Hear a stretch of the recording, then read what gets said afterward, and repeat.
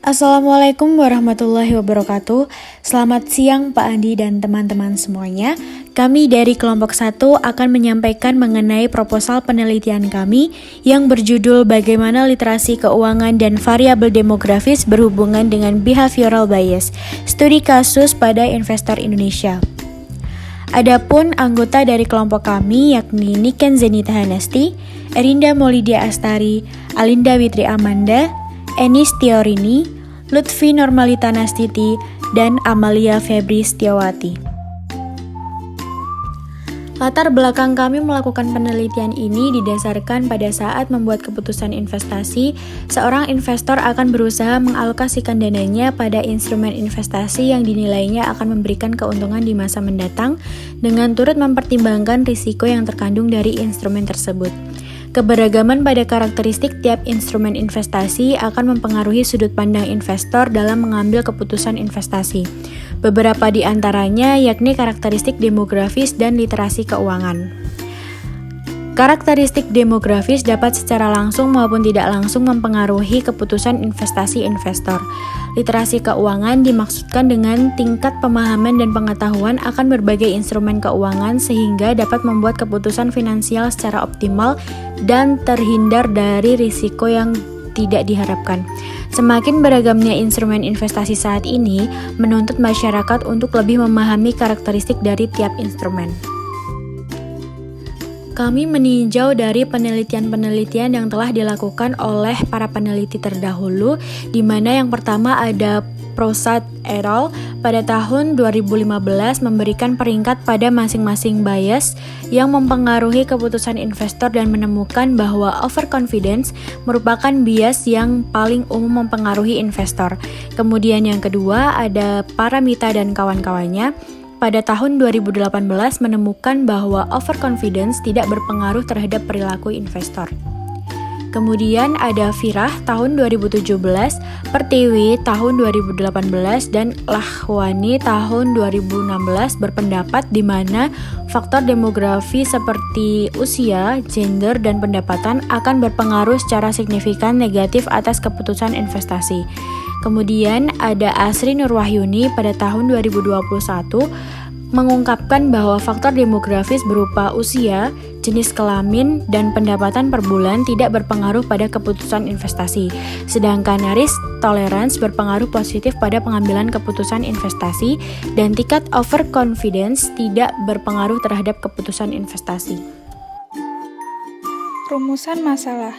Berdasarkan latar belakang yang telah dijelaskan sebelumnya, adapun rumusan masalah dalam proposal penelitian ini adalah sebagai berikut. Yang pertama, apakah terdapat hubungan bias perilaku antar variabel? Yang kedua, bagaimana hubungan antara literasi keuangan dengan bias perilaku keuangan? Yang ketiga, bagaimana variabel karakteristik demografis berhubungan dengan bias perilaku keuangan? Berikutnya tujuan. Berdasarkan rumusan masalah, tujuan dari proposal penelitian ini adalah sebagai berikut. Pertama, mengetahui hubungan antara bias perilaku antar variabel.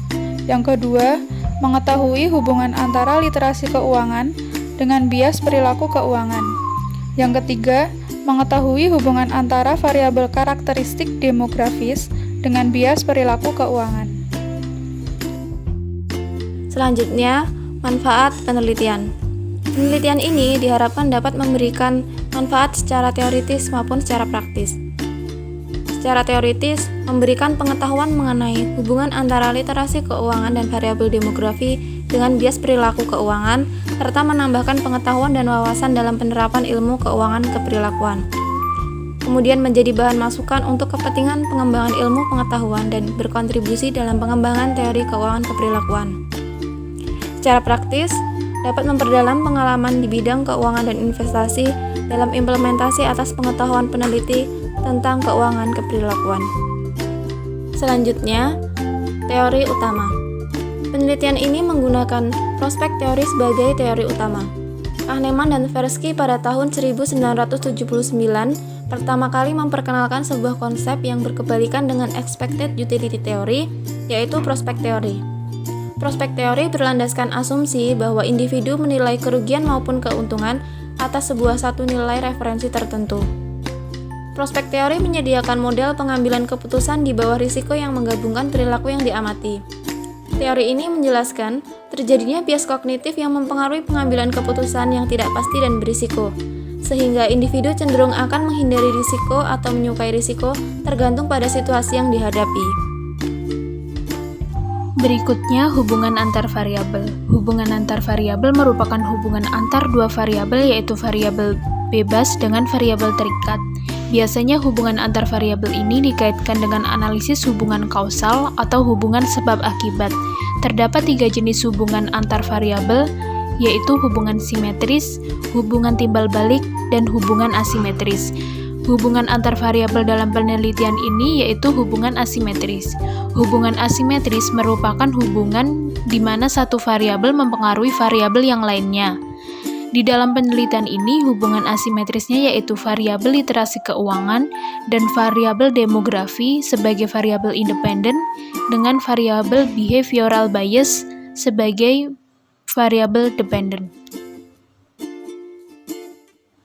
Selanjutnya, kerangka pemikiran. Kerangka pemikiran merupakan dasar pemikiran yang mencakup perpaduan antara teori, fakta, observasi, dan kajian pustaka yang nantinya digunakan sebagai dasar penulisan artikel ilmiah. Berikut kerangka pemikiran dalam penelitian ini seperti pada gambar. Tujuan dibuatnya kerangka pemikiran ini karena untuk mengetahui apakah variabel literasi keuangan memiliki hubungan dengan behavioral bias, dan juga apakah variabel demografis memiliki hubungan dengan behavioral bias. Kemudian, yang selanjutnya adalah hipotesis penelitian.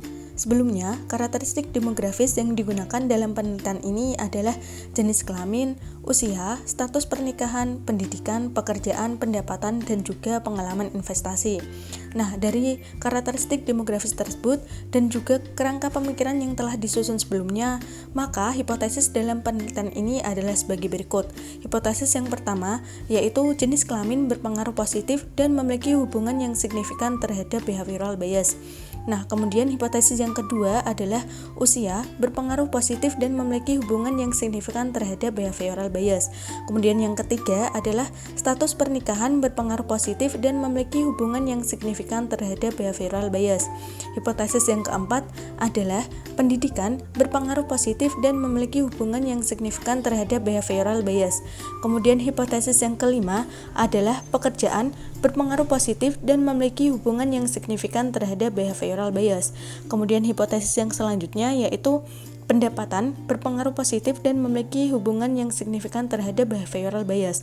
Kemudian hipotesis yang ketujuh yaitu pengalaman investasi berpengaruh positif dan memiliki hubungan yang signifikan terhadap behavioral bias.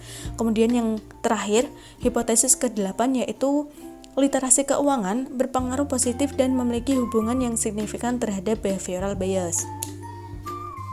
Kemudian yang selanjutnya adalah populasi dan sampel penelitian.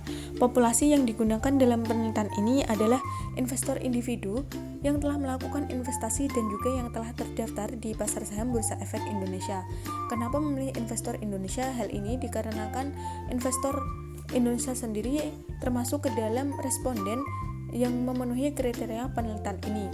Selain itu, investor Indonesia juga cenderung bertindak secara irasional dalam melakukan sebuah investasi. Sehingga dalam penelitian ini, pendekatan behavioral finance digunakan untuk mengetahui bagaimana sih pengaruh secara langsung ataupun secara tidak langsung karakteristik demografis dan literasi keuangan terhadap keputusan investasi para investor yang telah terdaftar di BEI. Adapun jumlah populasi yaitu sebanyak 9 juta investor yang diambil hingga Agustus 2022. Nah, dari jumlah populasi tersebut dapat diambil sampel sebanyak 100 investor di Kota Semarang. Pengambilan sampel sendiri didasarkan nomor kontak ataupun alamat email para investor yang berada di Kota Semarang. Selain itu, penentuan jumlah sampel mengacu pada rumus Lovin yang telah diambil dari penelitian yang dilakukan oleh Umar tahun 2004. Adapun rumus Lovin tersebut dapat dilihat di gambar. Nah, untuk keterangannya sendiri yaitu N kecil merupakan jumlah sampel, N besar adalah jumlah populasi, dan E kuadrat adalah margin error sebesar 10%. Kami menggunakan margin error sebesar 10%. Hal ini dikarenakan jumlah populasi sendiri termasuk ke dalam jumlah populasi yang besar, yaitu lebih dari 1000. Nah, dari perhitungan tersebut, jumlah minimal sampel yang dibutuhkan dalam penelitian ini sebanyak 99,99 atau bila dibulatkan adalah 100 responden. Sehingga sampel yang digunakan dalam penelitian ini yaitu sebanyak 150 responden investor saham di Kota Semarang. Hal ini dilakukan untuk mengantisipasi agar apabila terdapat data yang tidak dapat digunakan, maka kami memilih batas minimal sebesar 150 responden. Untuk yang selanjutnya ada definisi dan pengukuran variabel. Untuk yang pertama variabel literasi keuangan, yang kedua variabel demografis, dan yang ketiga bias keperilakuan. Untuk yang pertama ada literasi keuangan. Pengetahuan seseorang terhadap suatu hal yang akan mempengaruhi keputusan mereka berkaitan dengan hal tersebut. Literasi yang tinggi akan membuat seseorang lebih memahami terkait permasalahan yang dihadapi. Semakin tinggi literasi seseorang, maka akan semakin baik pula proses pengambilan keputusannya. Pada penelitian ini, peneliti menggunakan pertanyaan-pertanyaan yang berkaitan dengan suku bunga, inflasi, diversifikasi resiko, dan pengalaman responden di pasar saham untuk mengukur tingkat literasi keuangan responden. Yang kedua, ada variabel demografi. Cronfist dan Siegel tahun 2014 menemukan bahwa investor berbeda secara substansial dalam investasi mereka. Perilaku yang dilakukan terhadap pengalaman individu tertentu. Dalam penelitian ini menggunakan variabel demografi yakni jenis kelamin, usia, status pernikahan, pekerjaan, pendapatan, dan pengalaman responden. Yang ketiga ada bias keperilakuan. Kahneman dan Swirsky tahun 1979 memperkenalkan teori prospek yang menyatakan bahwa orang membuat keputusan irasional di bawah resiko dan ketidakpastian dan melanggar aksioma teori utilitas yang diharapkan. Dalam penelitian ini digunakan indikator efek disposisi, penahan, keterwakilan, akuntansi mental, keakraban, ketersediaan, bias melihat ke belakang, dan bias emosional. Untuk selanjutnya adalah metodologi penelitian. Penelitian ini menggunakan metodologi kuesioner yang memuat isu dan pertanyaan seputar variabel. Untuk literasi keuangan akan disajikan beberapa pertanyaan tentang pemahaman literasi keuangan serta pernyataan yang dapat diukur menggunakan skala 1 hingga 5. Untuk skala 1 menyatakan tidak tahu, skala 2 sangat tidak setuju, skala 3 tidak setuju, skala 4 setuju, dan skala 5 sangat setuju. Kemudian untuk bias keperilakuan diukur dengan menyajikan pernyataan dengan skala 1 hingga 5 seperti pada literasi keuangan dan pertanyaan-pertanyaan terkait bias keperilakuan. Kemudian untuk variabel demografis berisi mengenai demografi responden yang meliputi jenis kelamin, usia, status pernikahan, pekerjaan, pendapatan, dan pengalaman responden.